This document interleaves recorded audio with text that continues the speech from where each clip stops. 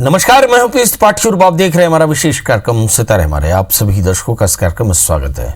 आज हम बात करेंगे उन लोगों की जिन्हें व्यापार में लाभ नहीं हो रहा है जी, और जिनके जीवन में कष्ट बहुत बढ़ रहे हैं, इनकी चर्चा करेंगे। इसके अलावा आपके फ़ोन कॉल्स होंगे, आप सीधे फ़ोन करके अपने प्रश्न पूछ सकते हैं। हमारा फ़ोन नंबर है 0771400877।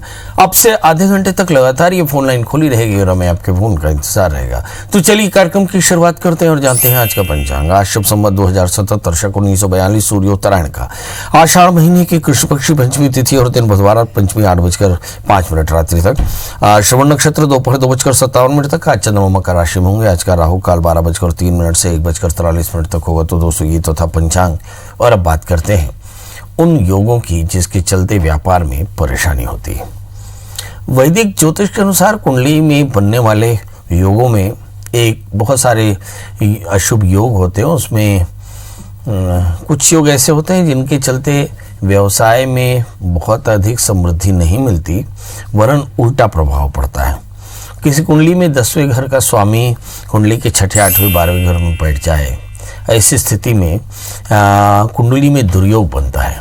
मतलब सत्ता की कमजोरी होती है, मतलब आपका कंट्रोल आपके बिजनेस में कम होता है, लोग आपको कोऑर्डिनेट नहीं करते, बेवजह के विवाद होते हैं, बेवजह की हानियां होती हैं, बहुत ज़बरदस्त मेंटेनेंस होता है और ऋण का बोझ बढ़ता जाता है। शायद यही कारण है कि जिसके चलते कई बार व्यवसाय में आपको हानि भी होती है।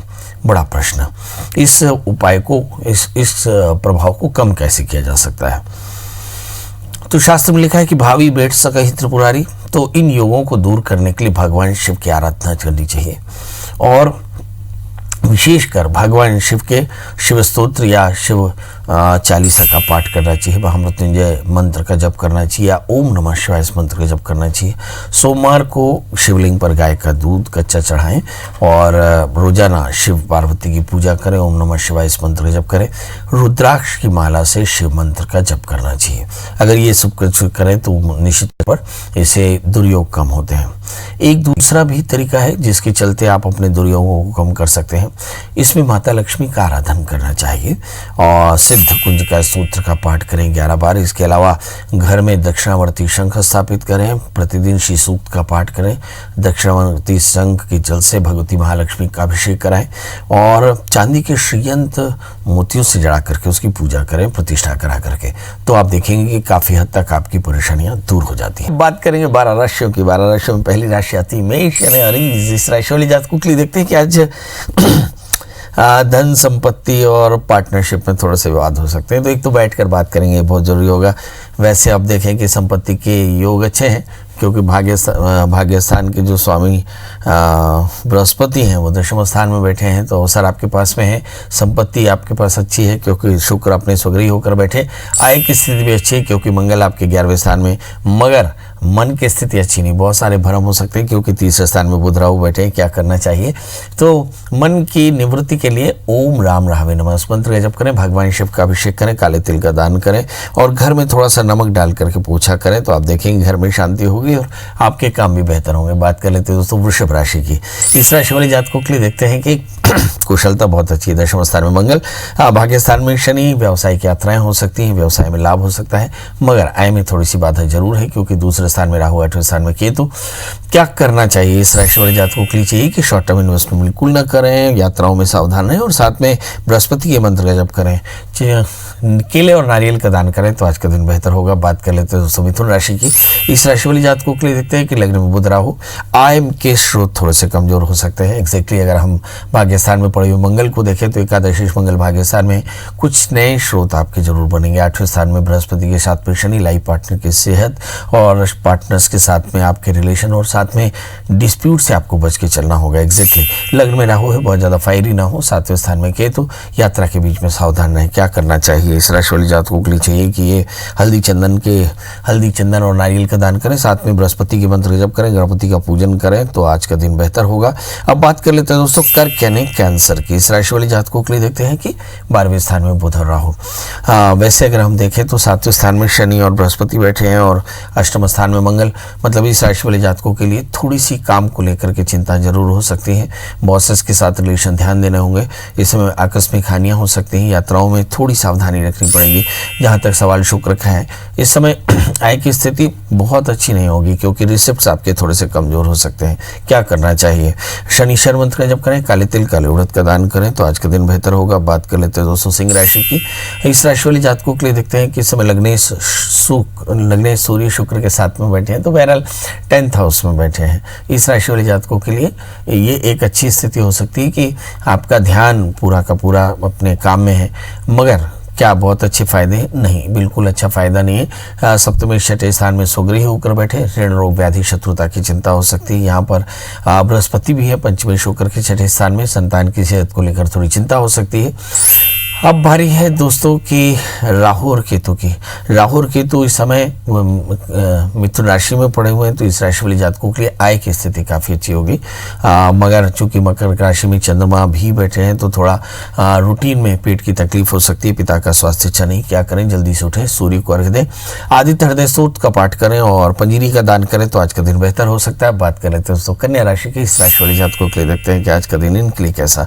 कुछ नई अपॉर्चुनिटीज मिल सकती हैं, आलस के कारण योजनाएं थोड़ी सी विलंबित हो सकती है। बहरहाल पारिवारिक रिश्तों में थोड़ी दूरी हो सकती है। क्या करना चाहिए? चंद्रमा के मंत्र का जप करें, ओम सोम सोमाय नमः, कपूर और चावल का दान करें तो आज का दिन आपके लिए बेहतर होगा।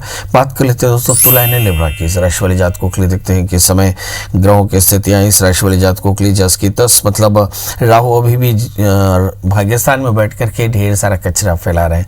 भाग्यस्थान में बुध राहु से बैठे हुए हैं, मतलब अपॉर्चुनिटी है, मगर अपॉर्चुनिटी होल्ड में जा रही है।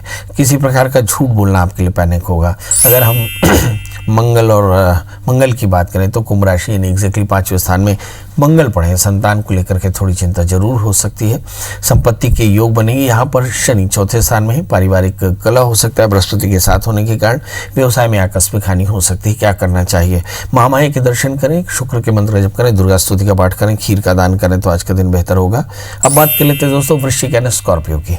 इस राशि वाले जातकों के लिए देखते हैं कि समय मंगल लग्नेश होकर के चौथे स्थान में, सामाजिक प्रतिष्ठा बहुत शानदार है। तीसरे स्थान में शनि, स्वभाव में लोगों की सेवा की धारणा ये आपके लिए काफी अच्छी है, मगर बृहस्पति नीचस्थ होकर के तीसरे स्थान में गले की खराश हो सकती है। समय वृश्चिक राशि वाले जातकों के लिए बुरी बात 8वें स्थान में बुध के साथ में राहु है। हालांकि 8वां बुध आपको काफी फायदा देता है, मगर राहु के साथ में इसकी टेंडेंसी चेंज हो जाती है, उन्हें काफी डिस्प्यूट्स हो सकते हैं। दूसरे स्थान में केतु, वाहन चलाते समय सावधान रहने की जरूरत पड़ेगी। 7वें स्थान में शुक्र, कुछ अच्छे दोस्त मिल सकते हैं। इस समय दशमेश सूर्य भी 7वें स्थान में, मुझे लगता है कुछ दोस्तों के साथ नए काम किए जा सकते हैं। क्या करना चाहिए? बहरहाल चंद्रमा के मंत्र का जप करें और साथ में खीर का दान करें तो आज का दिन बेहतर होगा। बात कर लेते हैं दोस्तों धनु राशि की। इस राशि में हम देखते हैं कि लग्नेश धन स्थान में बैठे हुए हैं और एग्जैक्टली इस समय 8वें स्थान में पड़े हुए हैं। केतु जो बताते हैं कि यात्राएं ठीक नहीं होंगी। इस राशि वाले जातकों के लिए देखते हैं कि दूसरे स्थान के केतु के कारण रूटीन में थोड़ा सा सावधान रहना चाहिए। 7वें स्थान में पड़े हुए राहु जो बताते हैं कि दोस्तों का चयन ठीक करें। धन स्थान में शनि बैठे हैं, संपत्ति के विवाद हो सकते हैं। मित्रों की तरफ से थोड़ी सावधानी जरूर रखनी चाहिए आपको। इस राशि वाले जातकों के लिए देखते हैं कि एग्जैक्टली 6ठे स्थान में शुक्र बैठे हैं। एलर्जी जैसी परेशानी, शत्रुता जैसी परेशानी हो सकती है। इस राशि वाले जातकों के लिए चाहिए कि हनुमान जी का दर्शन करें, हनुमान चालीसा का पाठ करें, मसूर की दाल गुड़ का दान करें तो आज के दिन बेहतर होगा। बात कर लेते हैं मकर राशि की। लग्न में बृहस्पति के साथ में शनि बैठे हैं, जिसका मतलब होता है कि कहीं आपकी जिंदगी में स्टेबिलिटी तो है, निश्चित तौर पर है। इस राशि वाले जातकों के लिए चंद्रमा की स्थिति देखें, लग्न में चंद्रमा बैठे हैं, मतलब कुछ लोगों की लव लाइफ की शुरुआत हो सकती है। जिनकी शादी पेंडिंग है उनकी शादी की बात आगे बढ़ सकती है। बहरहाल अगर मंगल की स्थिति देखिए, धन स्थान में संपत्ति की योग काफी अच्छे हैं। जहां तक सवाल शुक्र का है, 5वें स्थान में शुक्र है, संतान को लेकर एग्जैक्टली चिंता हो सकती है। इस राशि वाले जातकों के लिए अगर हम राहु और केतु की स्थिति देखें तो मुझे ऐसा लगता है कि 6ठे स्थान में राहु, 12वें स्थान में केतु आपके ऋण रोग व्याधि शत्रुता को बढ़ाने वाले हैं। इस राशि वाले जातकों के लिए क्या सलाह है? शनिश्चर मंत्र करें, काले तिल काले उड़द का दान करें तो आज का दिन बेहतर होगा। बात कर लेते हैं दोस्तों कुंभ क्वारंस की। लग्न में मंगल बैठे हैं, सत्ता पक्ष से बेहतरीन लाभ हो सकता है। आलस्य के कारण रूटीन में थोड़ी सी परेशानी। बहरहाल कुछ लोगों को कान, कुछ लोगों को कंधे में दर्द हो सकता है, मतलब अपने डॉक्टर की सलाह ले सकते हैं। इस समय राहु के मंत्र का जप करें, अपने रूटीन में थोड़ा संयम रखें, वाणी का संयम रखें, इंपेशेंट बिल्कुल ना हो और परिवार के लोगों का ध्यान रखें। 12वें स्थान में शनि और बृहस्पति है, खर्च पर थोड़ा सा कंट्रोल करें, इन्वेस्टमेंट करने से बचें। राहु के मंत्र का जप करें, भगवान शिव का अभिषेक करें तो आज का दिन बेहतर होगा। बात कर लेते हैं दोस्तों मीन राशि की। लग्न में लग्नेश बृहस्पति 11वें स्थान में तो लाभ की स्थिति होगी। इस राशि वाले जातकों के लिए देखते हैं पड़ेगी। तीसरे स्थान में शुक्र, तनाव थोड़ा सा ज्यादा हो सकता है। मंगल की स्थिति देखने की लायक है। 12वें स्थान में मंगल है, हेल्थ को लेकर के सावधान रहने की जरूरत पड़ेगी। इस राशि वाले जातकों के लिए क्या खास है? 11वें स्थान में गुरु, चंद्रमा और शनि एक साथ। वैसे हम देखिए गुरु चंद्रमा गजकेसरी योग बनाते हैं, मगर फिर भी रूटीन में आपको थोड़ी सावधान रहना पड़ेगा। परिवार को लेकर थोड़ी सी मेहनत करनी पड़ेगी। खासकर बुजुर्गों की सेहत को लेकर के थोड़ी चिंतित होना चाहिए। क्या करें? राहु के मंत्र का जप करें, बृहस्पति के मंत्र का जप करें, चने की दाल गुड़ का दान करें और केसर का तिलक लगाएं तो आज का दिन आपके लिए बेहतर होगा। हमारे साथ अब दर्शक जुड़ना शुरू हो चुके हैं। पहली कॉलर है हमारे साथ मालविका जी। मालविका जी, आपका बहुत बहुत स्वागत है। टीवी की आवाज बंद कर दें, डेट ऑफ बर्थ, टाइम और प्लेस बताएं। 3 अगस्त 79। एक बार फिर से रिपीट कर दें। हाँ जी, 3 अगस्त 79। समय बता दें। 3/8/79, 7:50 सुबह से दिल्ली। जन्म स्थान? हाँ। हेलो। जन्म स्थान? जन्मस्थान दिल्ली। क्या जानना चाहती हैं? हाँ जी, इनकी शादी कब होगी, कैसी होगी और आगे की लाइफ कैसी होगी, क्योंकि अभी बहुत स्ट्रगल है, जॉब भी अच्छी नहीं है और शादी भी नहीं हो रही है, एज हो गई है। कैसी लाइफ होगी, ये आपकी शादी कब होगी और कैसी होगी? ये आपकी जन्म कुंडली है? हाँ जी। चलिए यही देखते हैं। आपका जन्म लग्न सिंह है और आपकी राशि वृश्चिक है, लग्न में शनि है। सप्तम में शनि लग्नस्थ हो तो कहीं ना कहीं मैरिटल लाइफ में डिले, डिस्प्यूट और डिस्टर्बेंस आ सकते हैं। 99% शादी आपकी मर्जी से यानी लव मैरिज होगी। 7वें स्थान में लग्न में राहु है और 7वें स्थान में केतु, तो शादी से पहले एक छोटा सा कुंभ विवाह याद से करा लें। अगर ऐसा कराए तो जल्दी से विवाह होने की योग है। थोड़ा सा मैरिटल लाइफ में डिस्टर्बेंस जरूर हो सकता है, मगर ठीक है। 11वें स्थान में मंगल है, आय की स्थिति बेहतर होगी।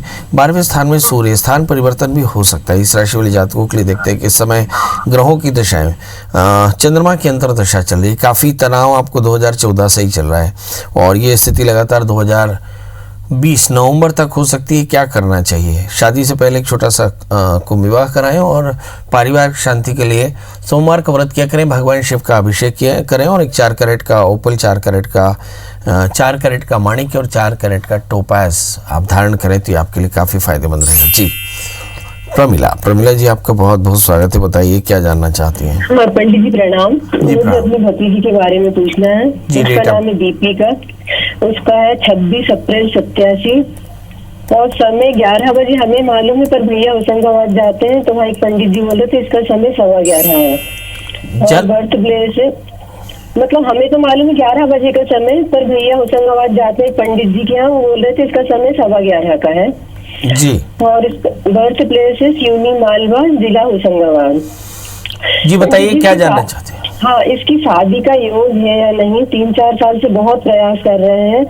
यहीं पर 2-3 पंडित जी से भी पूछा, 3-4 साल से हर बार कहते हैं बड़ा प्रबल योग चल रहा है, आने वाले 2-3 माह में निश्चित रूप से संबंध हो जाएगा, पर उनका प्रबल योग हर बार निर्बल निकलता है। ये यूएस में इंजीनियर है, सुंदर है।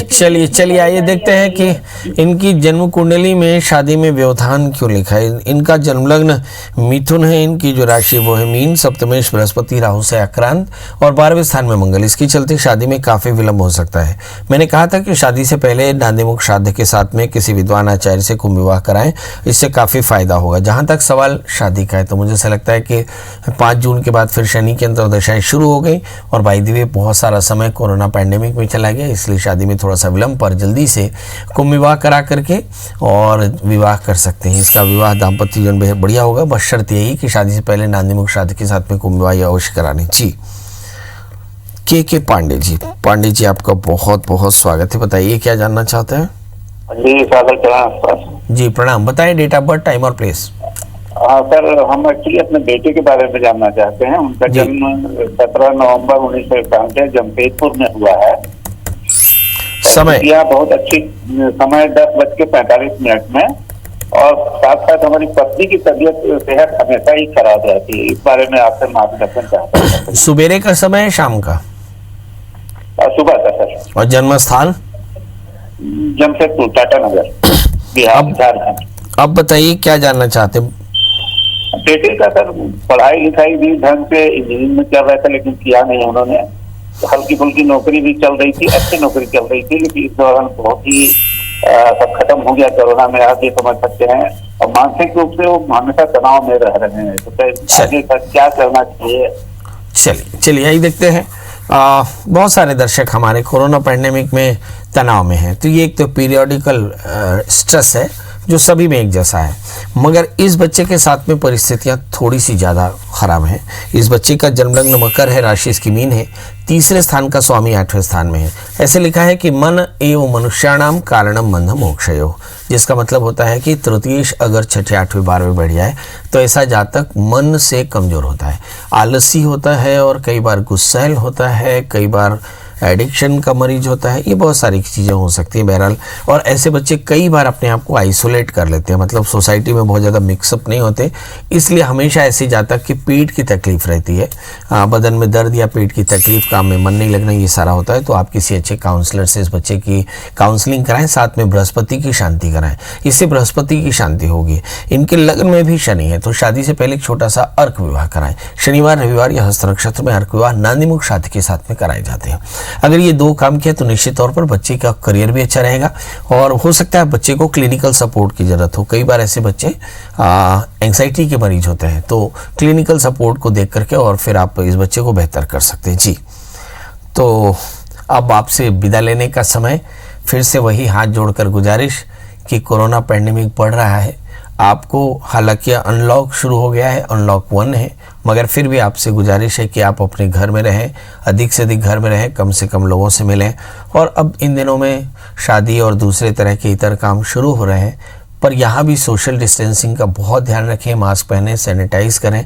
याद रखें आपकी ज़िंदगी की कीमत है और आप बड़े इंपॉर्टेंट हैं। चलिए, तो कल अब फिर मिलेंगे, तब तक मुझे दीजिए इजाज़त। नमस्कार।